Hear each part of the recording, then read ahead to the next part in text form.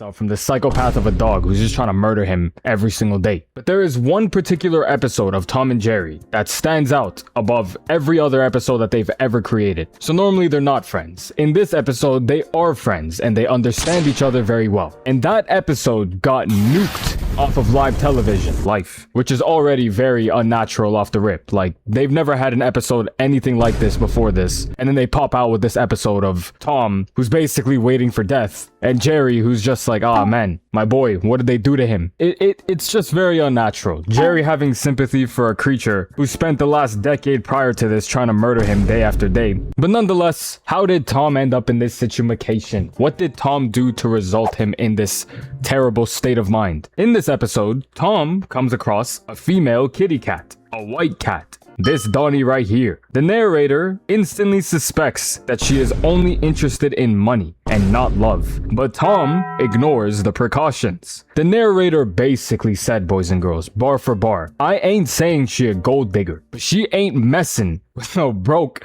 never mind.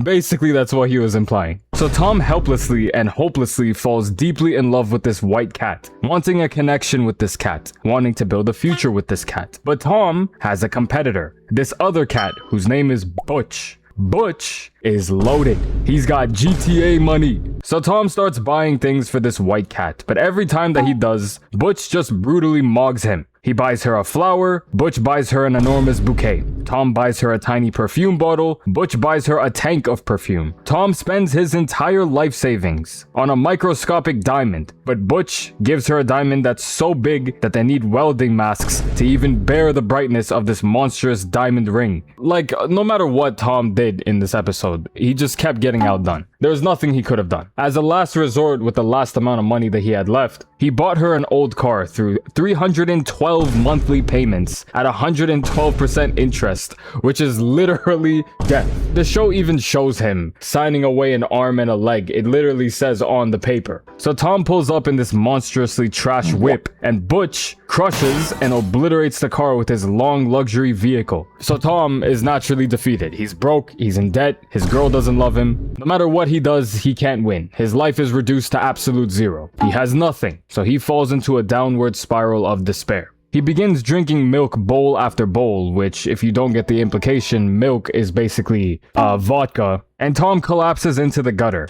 Jerry rescues him. And as Jerry rescues him, the other two cats drive by with a sign that says, just married, confirming that she chose Butch over Tom. Now, before we continue, boys, listen. If she's infatuated with very superficial things like money or material objects or social media, then she's not the one for you. Trust me. And boys and girls, everybody, listen. There will probably come to a time in your life where you will get reduced to zero, where everything is just in the absolute gutter, metaphorically and actually. The good thing about that is, no matter what, you lose nothing anymore. So therefore, you have everything to gain and nothing more to lose. If you keep yourself optimistic, don't be like our boy Tom drinking milk bowl after milk bowl. It is not good. Anyways, back to the story. Tom sits on the train tracks waiting, and Jerry is watching him. Jerry then sees his girlfriend drive by with a wealthy mouse who also got newly married. So Jerry then sits next to Tom, waiting for the train to take them both out. The episode closes with the sound of a train approaching, and that's the end of that. Okay, do I really need to explain why this got taken off of the air? The thing with Tom and Jerry is that when you watch any episodes of it, anyone with eyeballs can watch since there's barely any words. So imagine kids across the globe sitting down watching this, making their own conclusions about what their eyes are witnessing. If love doesn't work out, then take the easy way out. If you have no money, then your girl is just gonna get stolen. You know what I'm saying? On a side note, aside from this, if somebody can steal your girl, they're doing you a favor. Just letting you know. To explicitly explain why this episode got taken off the air, bring down the whiteboard.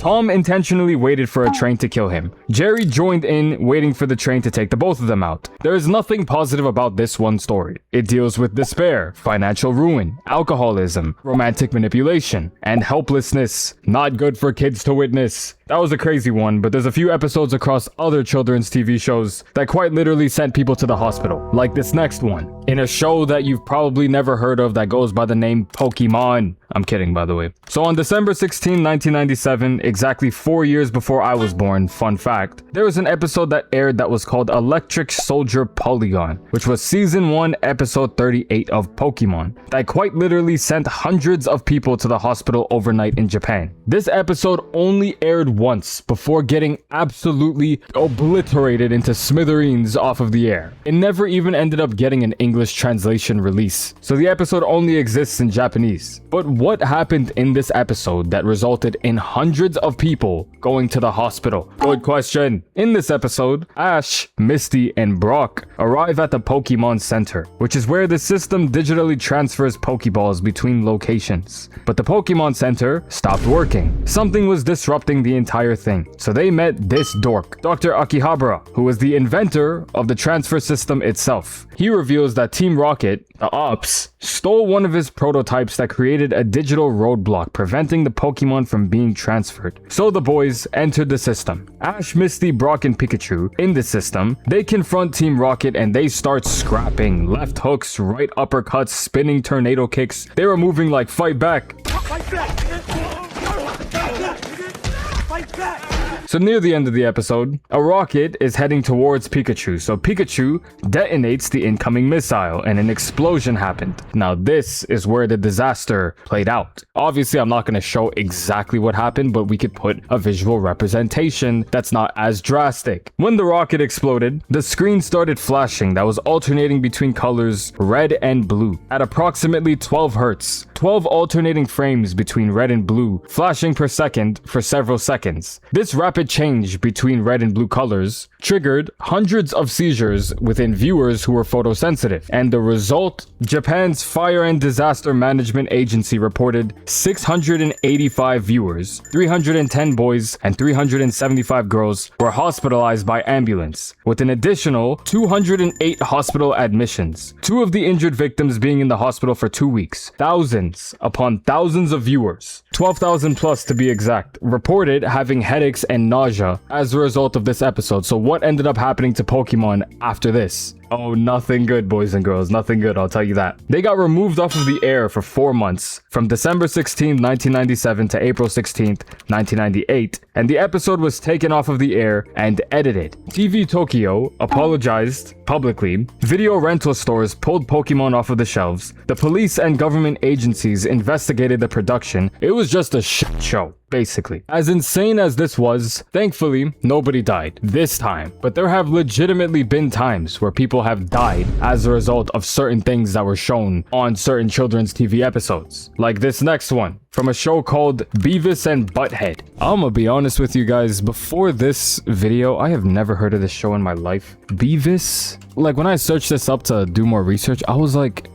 these guys. I had no idea that this was their name, but what in the world is this art? Are you guys seeing what I'm seeing? What the hell is this? Why do they look like that? Also, real quick, man, what the fuck is this, Ninye? What did you do to me? Playing Fortnite until Hussein called. Oh my god, I'm gonna have to watch that later. What is wrong with you? Why'd you make me so chunk? Anyways, I need you to do me a quick favor. Quickly do this for me. I would really appreciate it. Click share and then click copy. Apparently that helps the video get boosted. I would greatly appreciate it if you could take a few seconds to go ahead and do that for me. And if you don't want to, it's fine. I still appreciate you anyways for giving me your attention. Anyways, Beavis and Butthead. There was an episode that was called Comedians, which aired on September 3rd, 1993. Season 3, episode 1 of the show. So somebody died as a result of this episode. But what happened in this episode that could have resulted in that? Good question, unfortunately. In this episode, Beavis and Butthead see a TV program suggesting that stand-up comedians become rich and famous. But the problem was that Butthead, this dickhead, misunderstood stand-up comedians for stand-up chameleons. So they decided to perform at a comedy club called Laugh Hole. Butthead goes first, and his jokes